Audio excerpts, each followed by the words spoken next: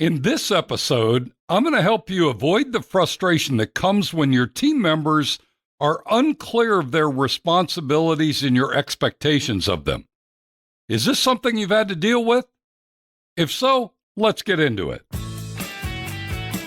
Welcome to Why Business Teams Fail and How to Avoid It, a show helping small business owners build a radically engaged team that can run the business without you, so you can remove the stress from owning a business and enjoy the freedom you deserve.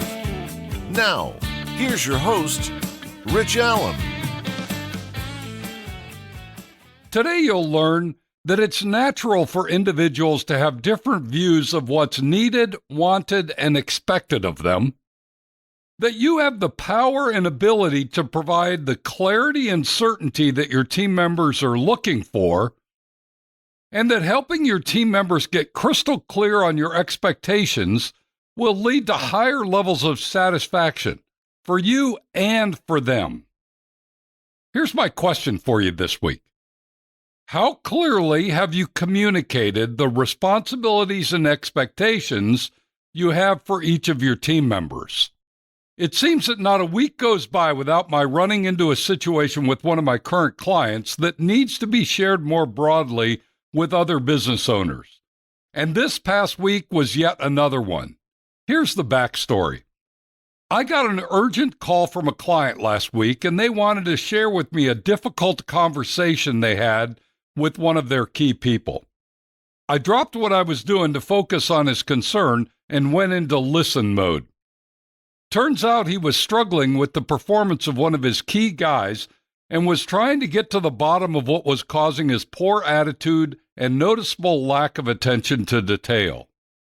And what he thought would be a short 20-minute conversation turned into a 3-hour, deep and emotional discussion with his employee.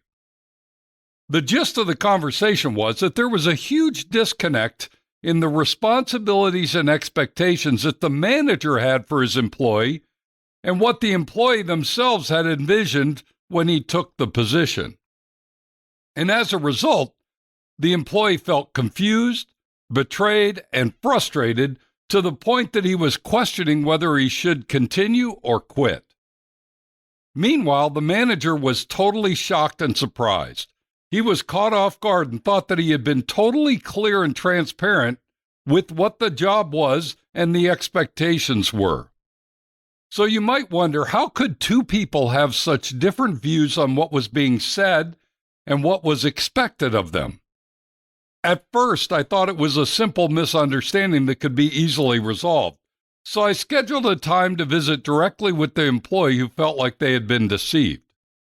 Meanwhile, I had 2 other client meetings on the schedule before I would meet with the offended employee, and as luck would have it, in both client meetings I encountered very similar misunderstandings between the manager and their team members.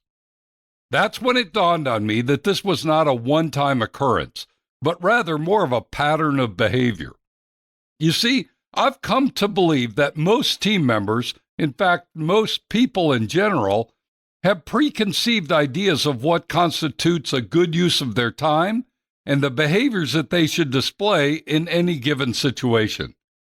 I know that may sound a bit general and obscure, but stick with me for a minute. Consider this. If you're married, you've probably encountered a similar disconnect before. As a guy, you went into your marriage with some preconceived ideas of how you should act and behave to be a perfect husband, and I'll bet your wife may have had some different ideas on what she expects from you as her husband.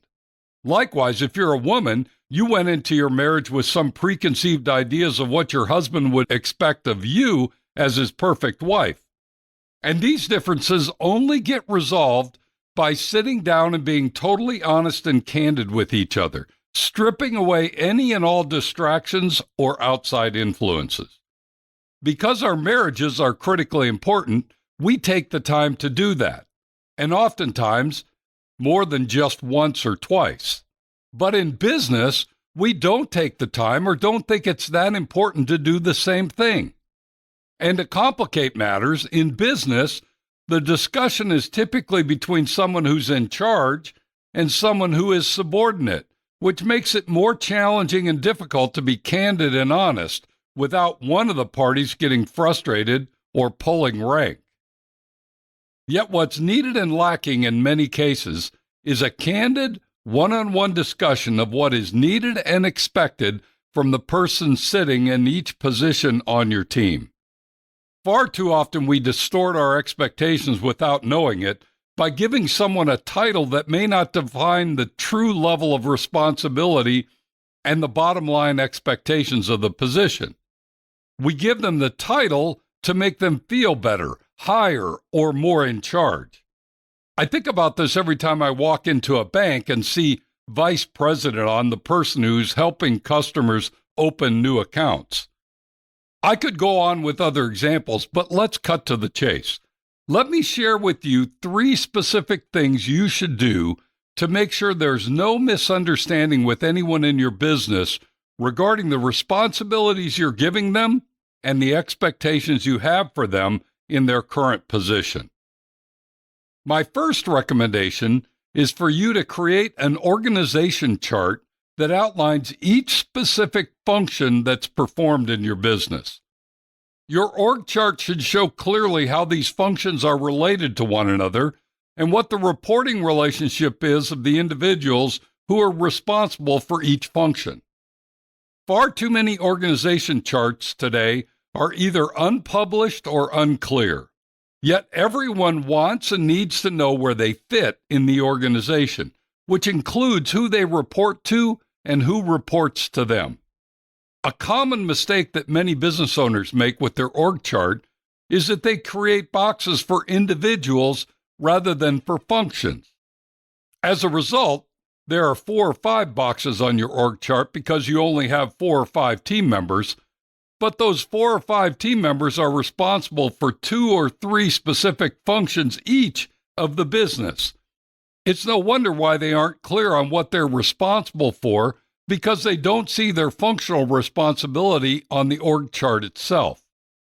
If you find your team members are uncertain of their responsibilities or the expectations you have of them, look first to your org chart, and likely you'll find the reason they're uncertain there. You may want to go back and listen to a podcast episode I did a couple of years ago titled Your Organization Structure. In it, I give you a step-by-step guide to building an org chart that will clearly communicate and motivate your team. My second recommendation is to create a position agreement for each and every function or box on your organization chart. Rather than simply rely on a title or even a job description, I believe it's important to identify the details of your expectation for each and every function in your business. This position agreement is a simple 1-page document that outlines what the individual who leads each function is responsible for, how success will be measured in this position, and the behaviors required to perform this position well. One of the best features of a position agreement is the signature block. Rather than just assume that someone understands what their responsibilities are and how they will be measured, by using position agreements, each individual will sign off on and get a copy of the document that outlines the expectations of each function they're responsible for. It's proven to be a valuable tool for those business owners who use it to communicate their expectations clearly with their team. If you'd like to learn more, simply go back and listen to a previous podcast episode I did about a year ago titled The Importance of Position Agreements, where I walk you through a step-by-step on getting your position agreements in place across your business. My third recommendation is that if you're going to use clever or position-enhancing job titles, that you pair them with specific and clear details of your expectations for the position. I've often said that job titles are free, so you can give someone a big job title and it won't cost you an arm and a leg. But the real truth is, a job title comes with some expectations and oftentimes oversized positioning. Here's an example. The client I mentioned earlier, who was dealing with a frustrated employee who was not performing as expected, well, his job title was assigned as operations manager, which led the individual to believe that he was to manage the entire operation.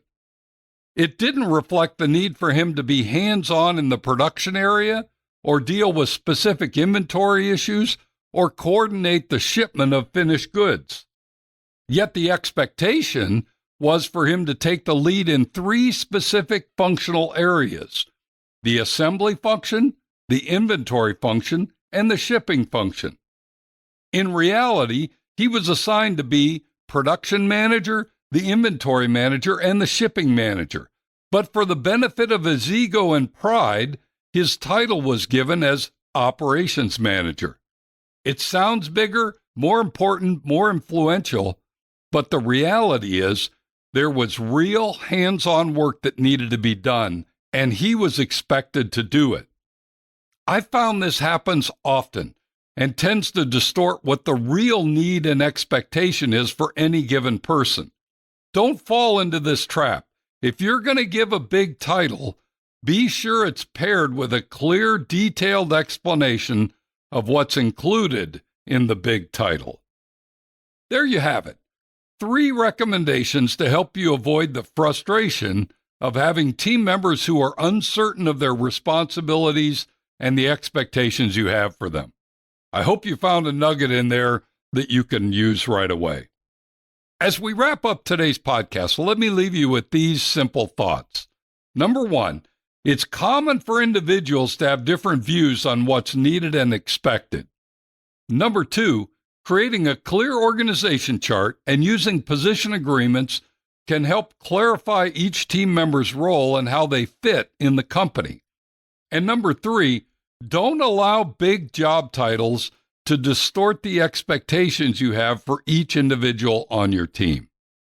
If you'd like some additional support in this area or want to tap into our free resources, simply go to my website, tourtoprofit.com. You'll find everything you need there. Thanks for joining me today. Be sure to tune in next week when we're going to discuss applying the peak end rule in your business. You won't want to miss it. Now, go make it a great week, and whatever you do, ride hard. Thank you for listening to Why Business Teams Fail and How to Avoid It. Make sure to like, subscribe, and tell your friends so you don't ever miss an episode. Now go make it a great week, and whatever you do, ride hard.